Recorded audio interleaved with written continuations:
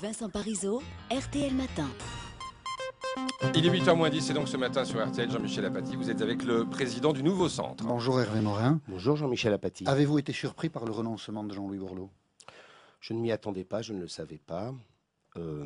C'est une décision personnelle et elle est respectable. On a le droit de dire que on n'a pas envie de faire cette campagne électorale pour différentes raisons et probablement pour des raisons personnelles. Je ne le savais pas, vous étiez allié dans une confédération des centres, vous avez sans doute beaucoup de points communs, vous ne le saviez pas. Vous ne vous parlez pas? Si, on se parle beaucoup, mais on peut... Beaucoup non, un peu peut-être. Bon, enfin, ça ne mérite pas d'épiloguer là-dessus. Non, c'est quand même instructif parce que la question qui était posée, Jean-Louis Borloo l'a posée comme ça, c'est l'impossibilité de rassembler les centres. Et au fond, dans l'aveu de la non-communication entre vous et lui, il y a toute l'incapacité de deux personnes qui se disent centristes à parler un minimum. Au fond, vous avez tout dit ce matin.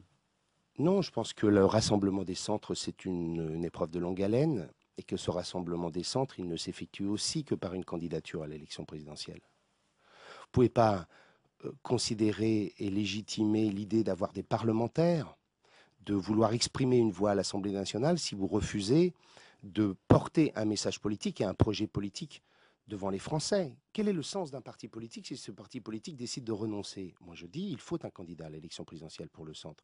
Et ce candidat sera en capacité de rassembler la famille centriste. Avant l'élection, probablement pas. Après l'élection, probablement. Et c'est cela qu'il faut avoir en tête, c'est que ce rassemblement, vous ne le faites pas en l'espace de quelques semaines quand le centre a été éclaté successivement depuis 2002. Vous croyez que Jean-Louis Borloo a renoncé parce qu'il a subi des pressions de la part de la majorité ou plus précisément de la part de Nicolas Sarkozy? Je n'en sais rien et je n'ai aucune idée, donc je ne vais pas vous commenter. C'est pas intéressant de le savoir pour vous, ça? Pourquoi il a renoncé? S'il a renoncé parce qu'il n'avait pas envie, pas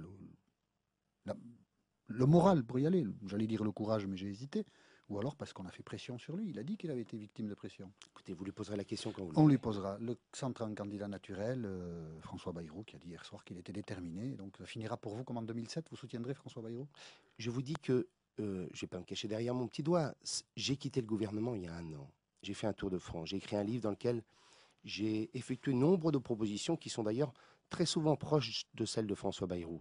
Quand il parle de refaire de la France un pays de production de PME, c'est ce que j'ai écrit dans mon livre 6 mois plus tôt. Quand il parle de mettre fin à ce suicide collectif que représente 200 000 jeunes qui chaque année sortent de CM2 avec les plus grandes difficultés scolaires, je l'ai dit aussi avec des propositions structurelles majeures.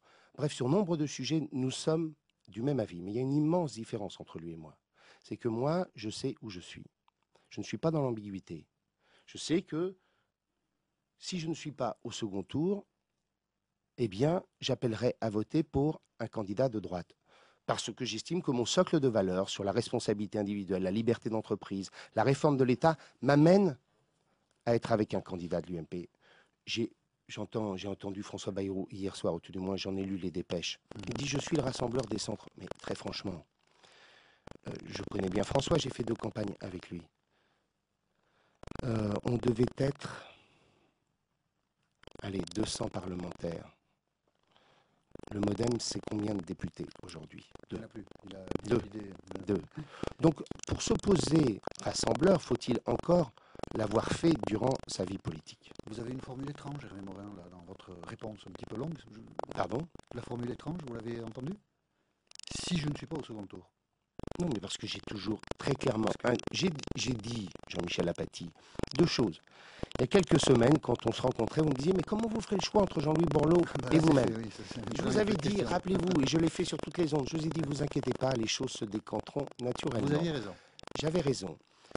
J'entends tous ces interlocuteurs divers et variés, les mêmes qui expliquaient il y a quelques années que Ségolène Royal, petite ministre déléguée à l'enseignement, était incapable d'être candidate à la présidentielle, les mêmes qui expliquaient que François Bayrou ferait jamais plus de 4 à 5%, les mêmes donneurs de leçons qui expliquaient que François Hollande était carbonisé et rincé il y a 2 ans et demi et qu'il n'avait absolument pas la stature présidentielle, les mêmes qui aujourd'hui disent François Hollande sera peut-être et probablement le prochain candidat avec son président. Alors les mêmes qui disent aujourd'hui Morin avec ses 2% ou ses 3%, oui, plus souvent 2. Oui, vous verrez. Les mêmes vous expliquent aujourd'hui que toute candidature du centre droit n'a pas de sens. Moi, je vous pose cette question. Si vous n'êtes pas là pour dire il y a une crise morale, Et à cette crise morale, je veux une République irréprochable, avec des propositions très concrètes. Un référendum au lendemain de l'élection présidentielle, où les Français sont appelés à se prononcer pour rendre cette République irréprochable.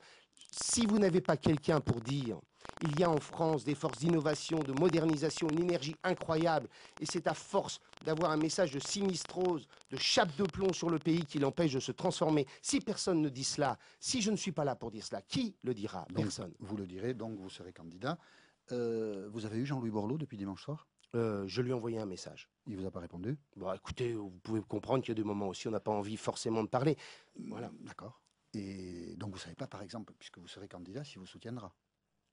Je vous dis que je rassemblerai toutes celles et tous ceux qui ont envie de porter un Oui. projet politique Mais est-ce qu'il vous qui est soutiendra, né, lui? s'il vous Oui. plaît, qui n'est ni un projet porté par l'idée qu'il y aurait un homme providentiel capable de tout régler, ni celui d'un État-providence comme les socialistes nous le montrent tous les matins et dont on sait qu'il est ruiné. Eh bien, il y a un autre projet que celui-ci et moi, je veux qu'il y ait quelqu'un pour le porter. Ça n'est pas le moment de l'annonce de la candidature, c'est le moment du projet et viendra le temps du top départ. Eh bien ça, on le décidera ensemble. Jean-Louis Borloo avait quelques lieutenants médiatiques, je pense par exemple à Ramayad.